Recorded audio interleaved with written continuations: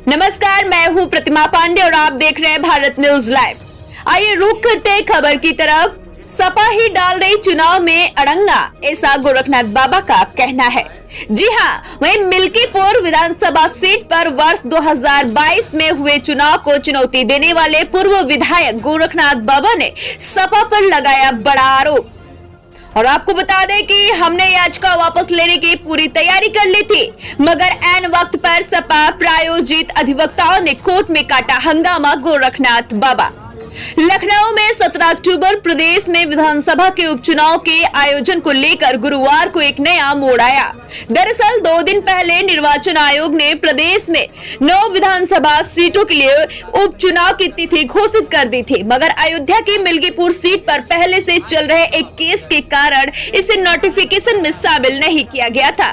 तभी से न केवल उत्तर प्रदेश बल्कि पूरे देश में मिल्कीपुर को लेकर चर्चाएं तेज हो गई है। वहीं गुरुवार को इस घटनाक्रम में नया मोड़ तब आया जब मिल्कीपुर सुरक्षित विधानसभा सीट पर वर्ष 2022 में हुए चुनाव को चुनौती देने वाले पूर्व विधायक गोरखनाथ बाबा ने सपा पर चुनाव टलवाने का आरोप लगाया। वहीं उन्होंने कहा कि हमने अपनी याचिका वापस लेने की पूरी तैयारी कर ली थी और गुरुवार को जब याचिका वापस पर फैसला होना था तो सपा के करीब दर्जन भर वकीलों ने इसका विरोध शुरू कर दिया। वे पूरी तैयारी के साथ आए थे, उनके विरोध के चलते याचिका वापसी नहीं हो सकी और इस मामले में 15 दिन बाद की तारीख मिल गई। अन्यथा बाकी सीटों के साथ मिल्कीपुर का भी उपचुनाव घोषित हो जाता। सुनियोजित ढंग से वकीलों की फौज खड़ी करके टलवाया गया मामला। दरअसल आपको बता दें कि गोरखनाथ ने कहा कि सपा नेता अभी तक मिल्कीपुर सीट पर चुनाव को लेकर हंगामा कर रहे थे और भाजपा पर चुनाव टलवाने के आरोप लगा रहे थे, मगर सपा ने सुनियोजित ढंग से वकीलों की पूरी फौज खड़ी करके विरोध कराया और चुनाव टलवा दिया। उल्लेखनीय है कि भाजपा नेता गोरखनाथ बाबा साल 2022 में हुए यूपी विधानसभा चुनाव सपा के अवधेश प्रसाद से हार गए थे।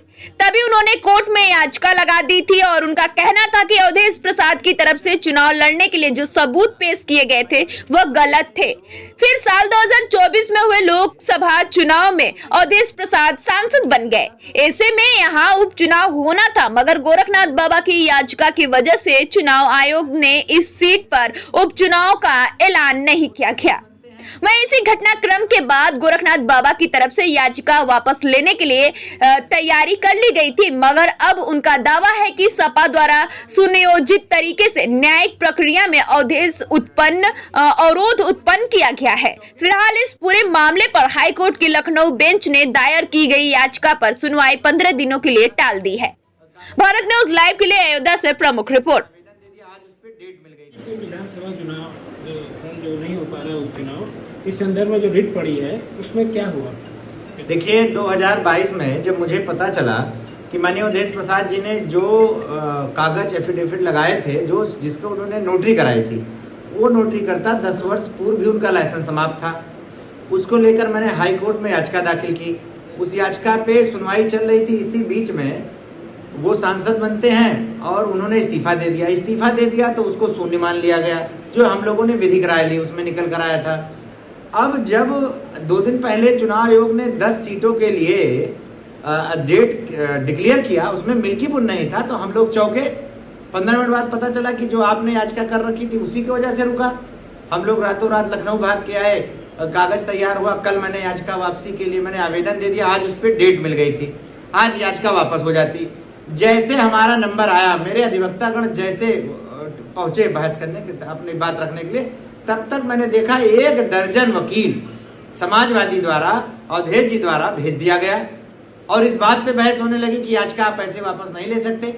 अभी जो 2 दिन पहले छाती पीट रहे थे समाजवादी के लोग, कह रहे थे कि भाजपा डर गई है, डर की वजह से चुनाव टाल रही है। अरे भाई, ये पूरे देश का ये पहला मामला इस तरीके से था, किसी को बहुत नॉलेज थी नहीं।